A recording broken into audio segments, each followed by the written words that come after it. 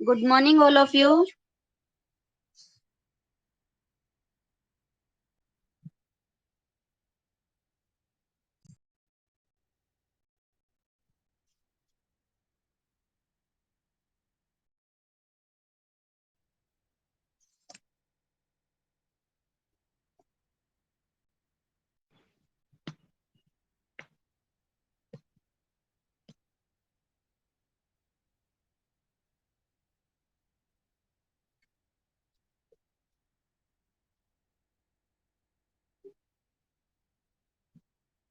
Page दिखाई दे रहा है बेटा सभी को स्क्रीन पे?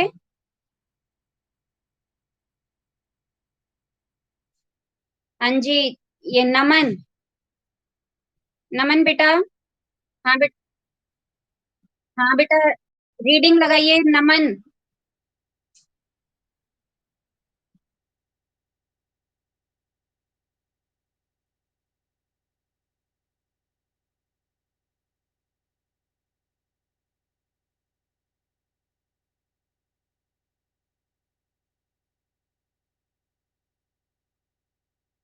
स्टॉप बेटा, स्टॉप बेटा, स्टॉप। ये संतोष नहीं हुआ। संतोष का मतलब होता है सेटिस्फाइड। ठीक है, यानी कि वो सेटिस्फाइड नहीं हुआ। वो जब भारत में घूमते हुए बहुत सारी चीजों की जानकारी ले रहा था, तो उसको उन जानकारियों से जो है सेटिस्फेक्शन नहीं हुआ। चलिए।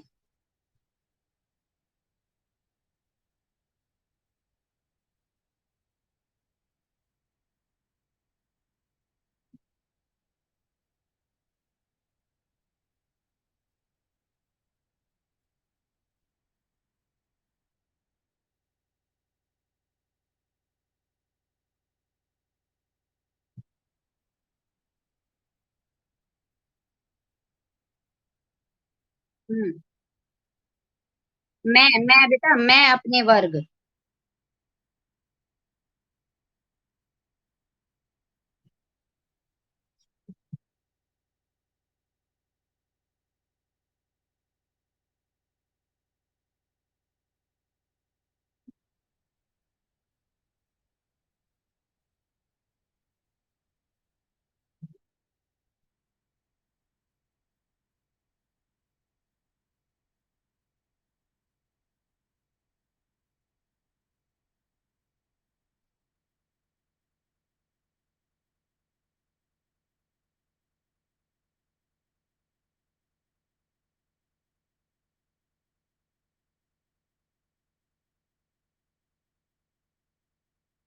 रोंद, रोंद का मतलब होता है बेटा कुचल देना।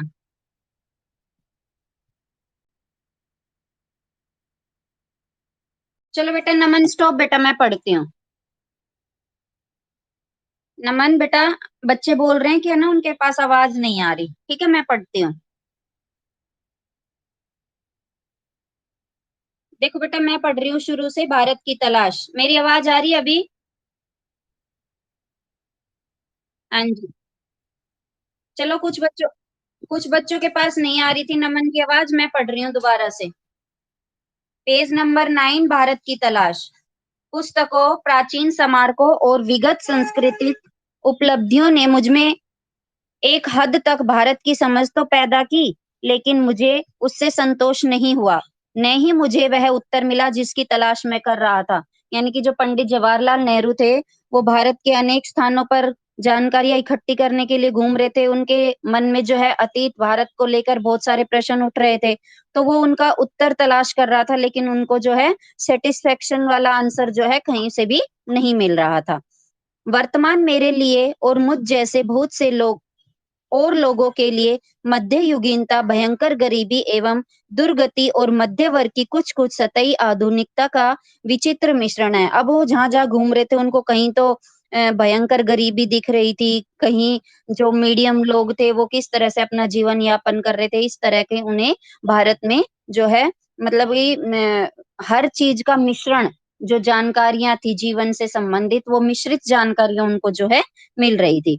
मैं अपने वर्ग और अपनी किस्म के लोगों का प्रशंसक नहीं था, यानी कि वह जैसा वो था उस तरह के लोगों की कभी भी तारीफ नहीं करता था। इस फेवर में वो नहीं थे। फिर भी भारतीय संघर्ष में नेतृत्व के लिए मैं निश्चित रूप से मध्य वर्ग की ओर देखता था। यह मध्य वर्ग स्वयं को बंदी और सीमाओं में जकड़ा हुआ महसूस करता था और खुद तरक्की और विकास करना चाहता था। अंग्रेजी शासन के ढांचे के भीतर न कर ऐसा न कर पाने के कारण उसके भीतर विद्रोह की चेतना पनपी। यानी कि जब उसको सेटिस्फेक्शन नहीं मिल रहा था, जो उसके मन में प्रश्न उठ रहे थे, उनके आंसर नहीं मिल पा रहे थे उनको, तो उनके मन में एक और चेतना जाग उठी भारत के प्रति, के जो अतीत का भारत था उसके प्रति जानकारी इकट्ठी करने की। लेकिन यह चेतना उस ढांचे के खिलाफ नहीं जाती थी जिसने हमें रौंद दिया था। मैं उस ढांचे को बनाए रखना चाहते थे ये उस ढांचे को बनाए रखना चाहते थे और अंग्रेजों को हटाकर उसका संचालन करना चाहते। यानी कि जब हमारा भारत देश गुलाम था, तो वो भारत में से अंग्रेजों को हटाकर खुद अपने इस भारत का संचालन करना चाहते थे। ये मध्य वर्ग के लोग इस हद तक इस ढांचे की पैदाइश थे कि उसे चुनौती देना या उसे खाड़ फेंकने का प्रयास करना इनके बस की बात नहीं थी। नई ताकतों ने सिर उठाया और वे हमें ग्रामीण जनता की ओर ले गई। यानी कि जो नए लोग, जो युवा वर्ग थे, उनमें चेतना आई, वो उठे और उन्होंने जो है भारत के जो गांव थे उनमें भारत के स्वतंत्रता के प्रति जो है चेतना जागृत की। पहली बार एक नया और दूसरे ढंग का भारत उन युवा बुद्धिजीवियों के सामने आया जो इसके अस्तित्व को लगभग भूल ही गए थे। वेट बेटा, मैं दूसरा पेज लगा रही हूँ बेटा।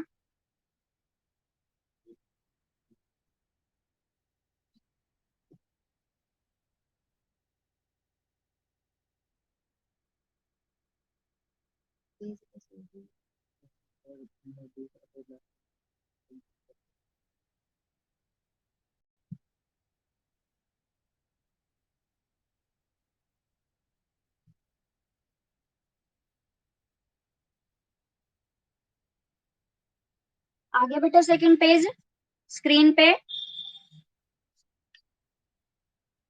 चलिए बेटा। ओके बेटा, चलिए। या उसे बहुत कम अहमियत देते थे। यह दृश्य बेचैन कर देने वाला था, इसलिए कि उसने हमारे कुछ मूल्यों और निष्कर्षों में संदेह उत्पन्न कर दिया था।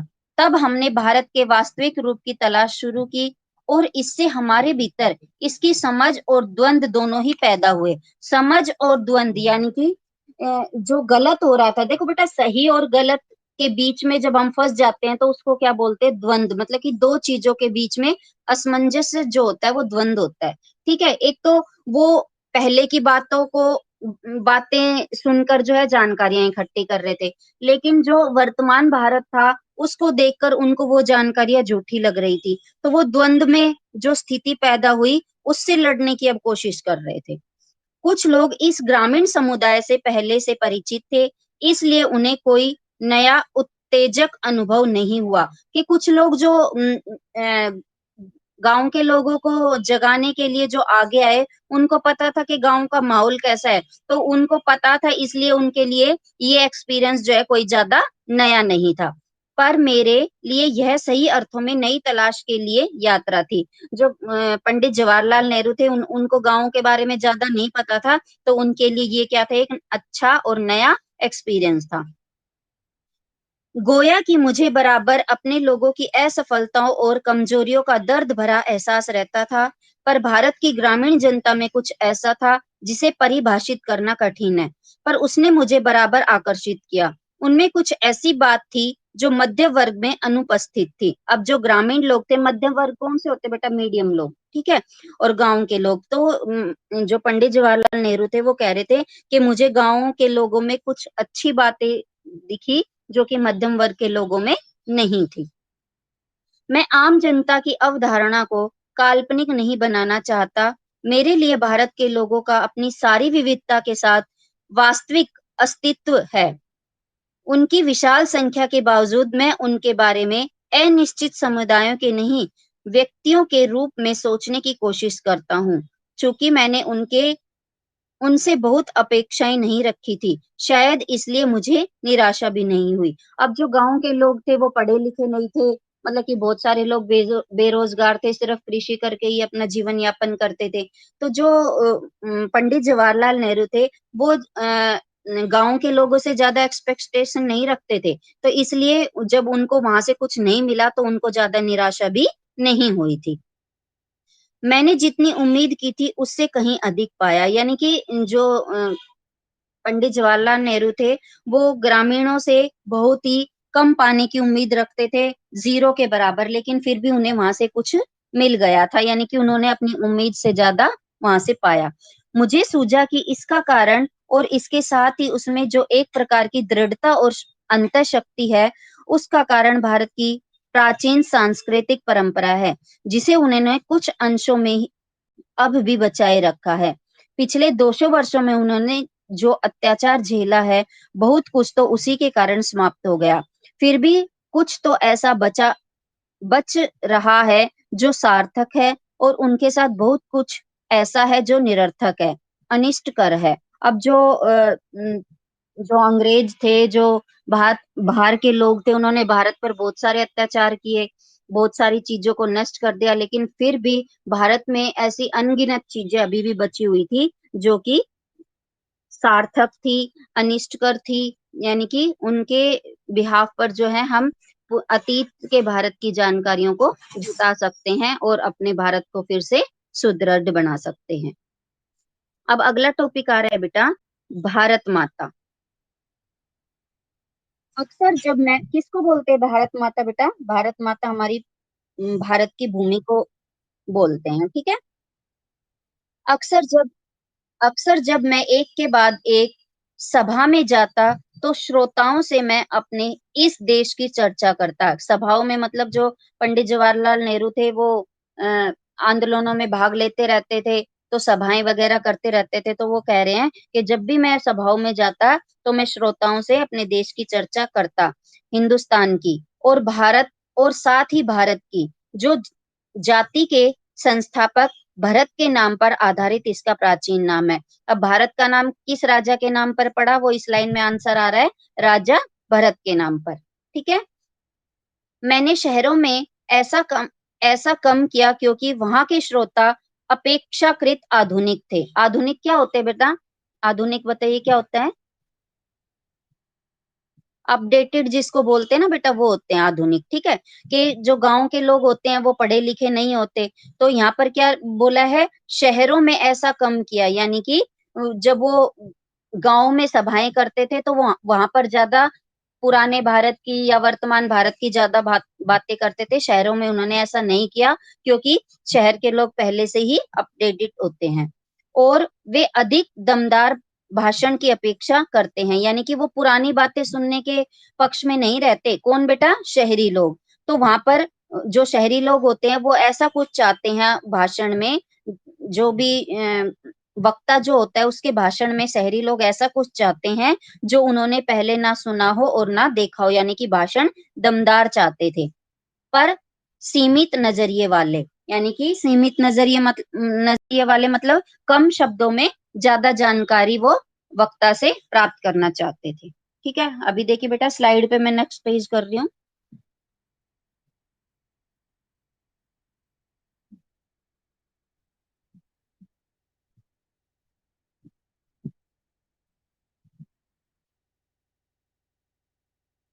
आगे बेटा नेक्स्ट पेज। चलिए बेटा, चलिए बेटा नेक्स्ट पेज देखिए। सीमित नजरिए वाले किसानों को मैंने इस महान देश की बाबत बताया, जिसकी मुक्ति के लिए हम संघर्ष कर रहे थे, कि कैसे इनका हर हिस्सा हिस्सा दूसरे से भिन्न होते हुए भी भारत है।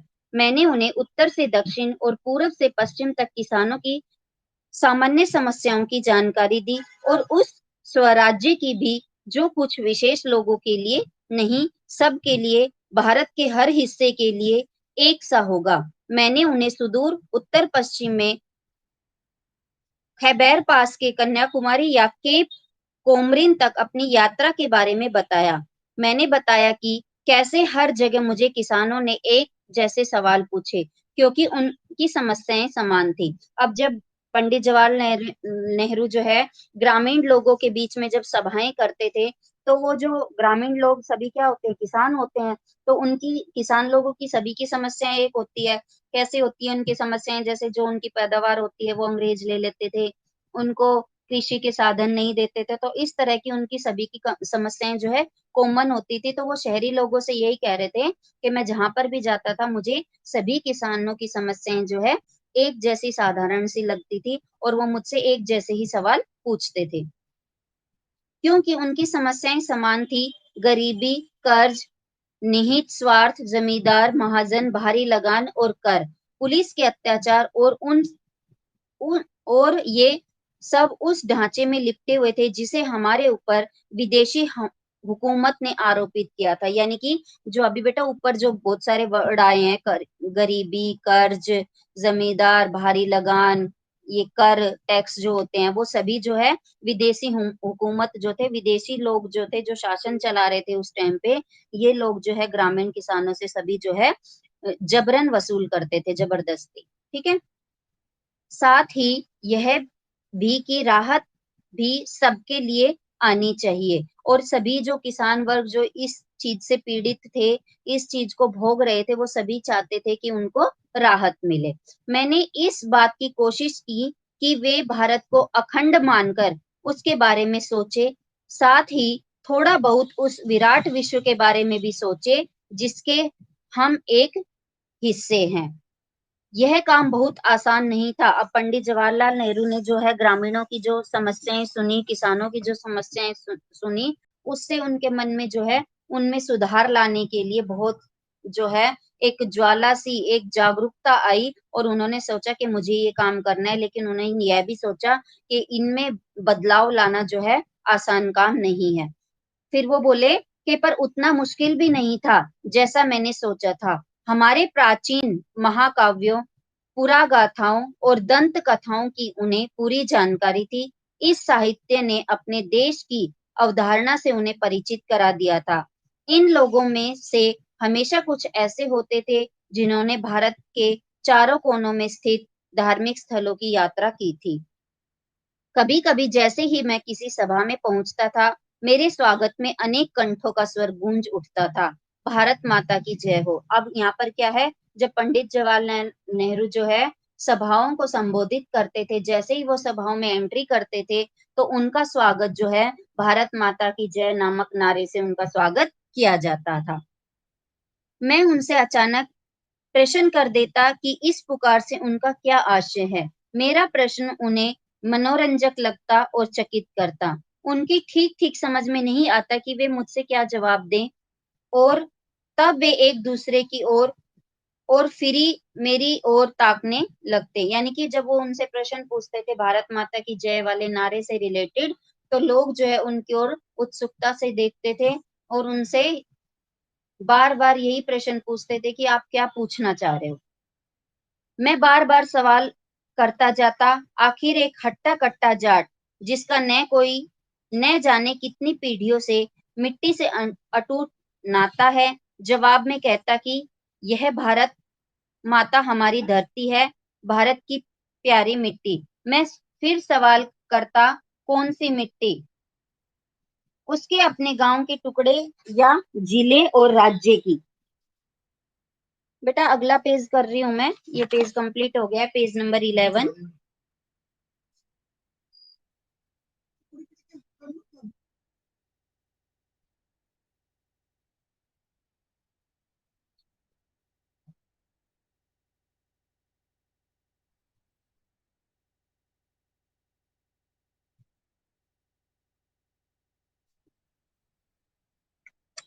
कौन बोल रहा है बेटा?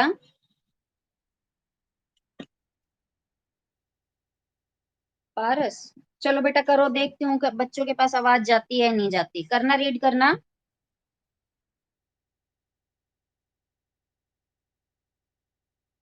रुको बेटा, बेटा आवाज आ रही है बाकी बच्चों को पारस की? चलिए बेटा लगाओ। चलो पारस लगाओ रीडिंग।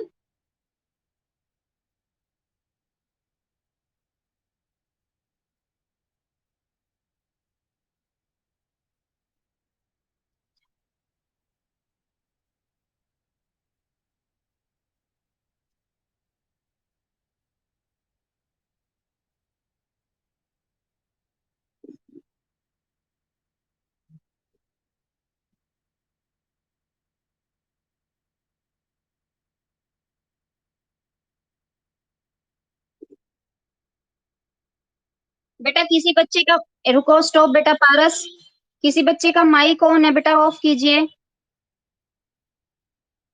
चलो पारस।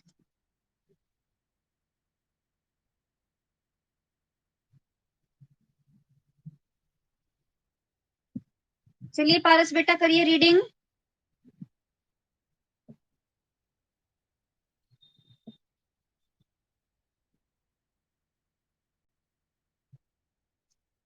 क्या हुआ पारस? हाँ।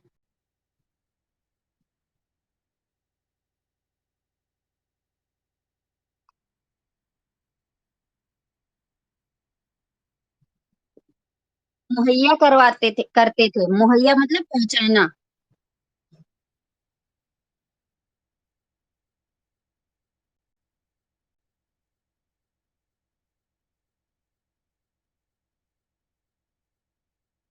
नहीं बेटा लाइन छोड़ दी आपने, पारस लाइन छोड़ दी।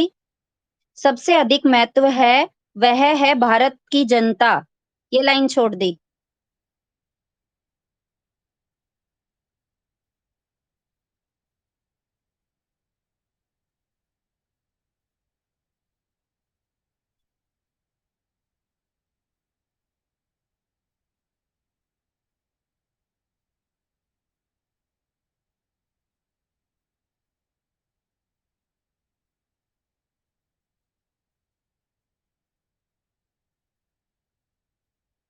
हम्म।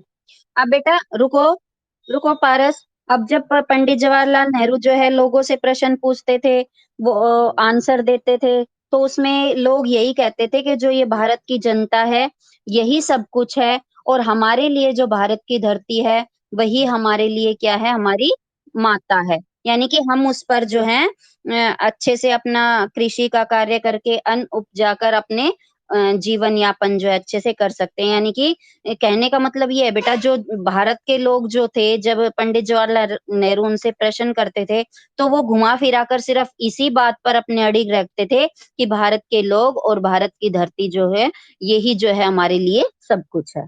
चलिए आगे पारस।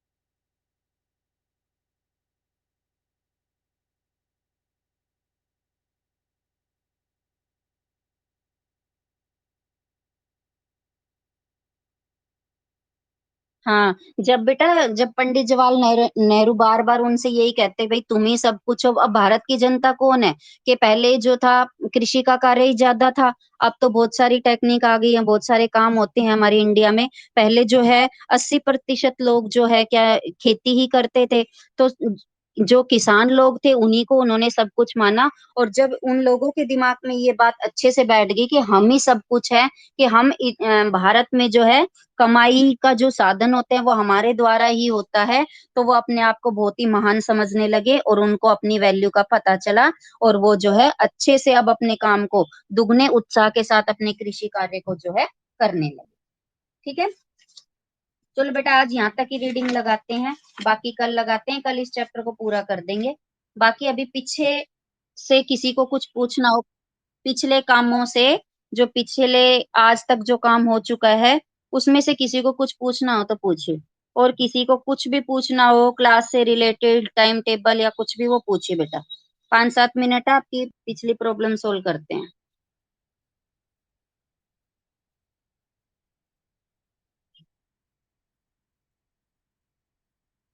2 आईडी चल रही है?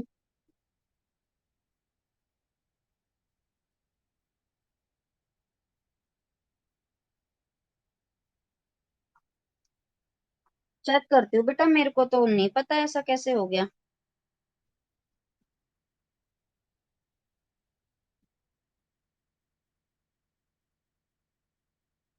हाँ,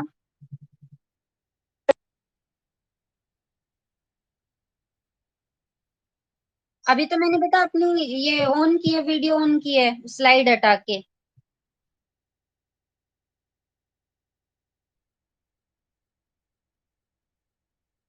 अलग अलग आ रहा है। चलो बेटा, अभी कोई प्रॉब्लम हो रही है बेटा ऐसे क्लास में? चलो तो फिर ठीक। नो इश्यू बेटा, कोई इश्यू नहीं है अगर सही से क्लास चल रही है तो। हाँ जी बोलो। हाँ है बेटा, टाइम टेबल स्कूल ऐप में। किस चीज का सिलेबस बेटा? हाँ मंथली सिलेबस मैं चेक करूंगी डला हुआ। सौरभ, सौरभ बेटा, आपने देखा है बेटा मंथली सिलेबस डला हुआ है ऐप में?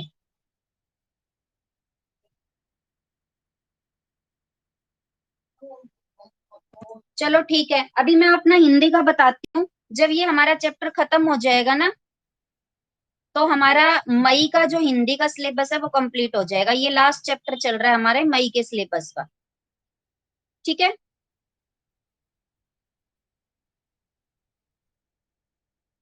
और बताइए बेटा।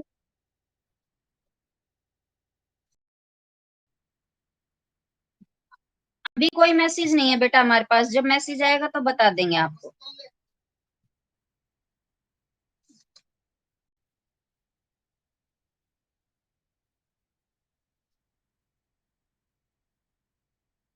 श्रुति, श्रुति माइक और कैमरा ऑन करो अपना।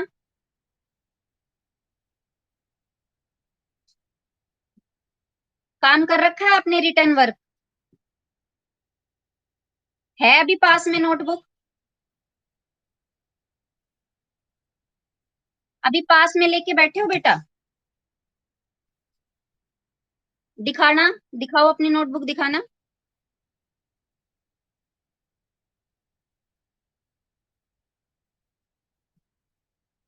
हाँ बोलो।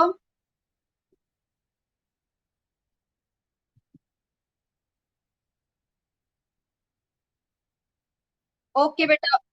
ओके श्रुति दिखाओ, नोटबुक दिखाओ बेटा। नोटबुक की तरफ कैमरा करो अपना।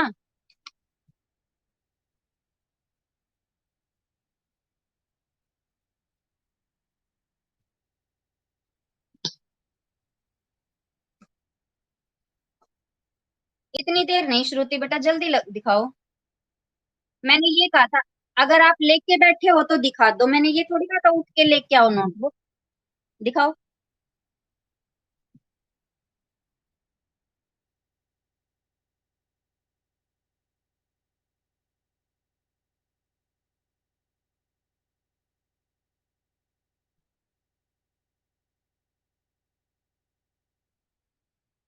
हाँ पलटो, पेज पलटो।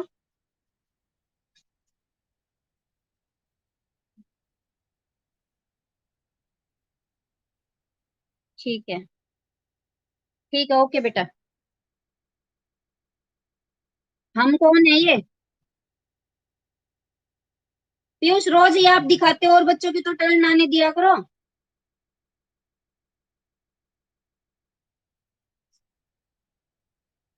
अभी मैं देखती हूँ और किसी बच्चे की, रुको।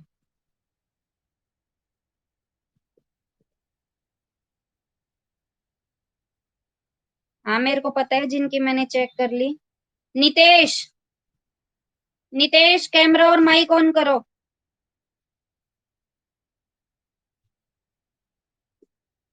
हाँ नितेश दिखाओ नोटबुक।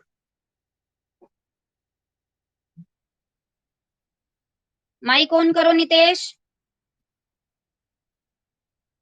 काम कर रखा है रिटर्न वर्क आपने? दिखाना, नोटबुक दिखाओ थोड़ी। कैमरा ऑन करो।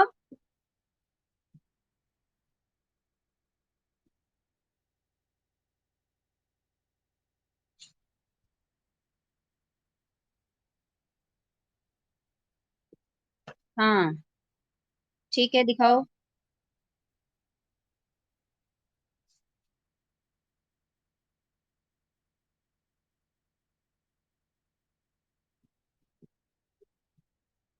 हम कौन है?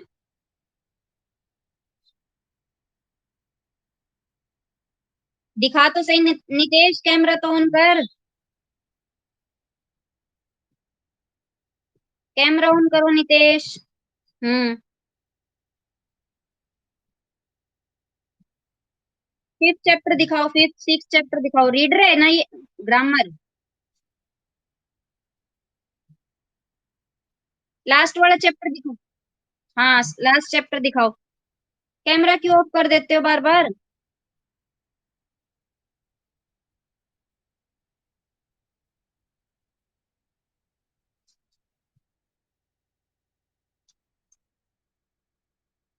चलो ठीक है नितेश। हाँ ठीक है नितेश, ओके। ऐसे ही मैं किसी की भी नोटबुक देख सकती हूँ, अपने पास लेके बैठा करो अपनी नोटबुक को। ठीक है बेटा। चलिए। हाँ जी, बाकी। हाँ जी, कर सकते हो, बाकी कल इस चैप्टर को कंप्लीट कर देंगे। कल हो जाएगा ये चैप्टर पूरा। अभी आप क्लास लीव कर सकते हो। Bye everyone.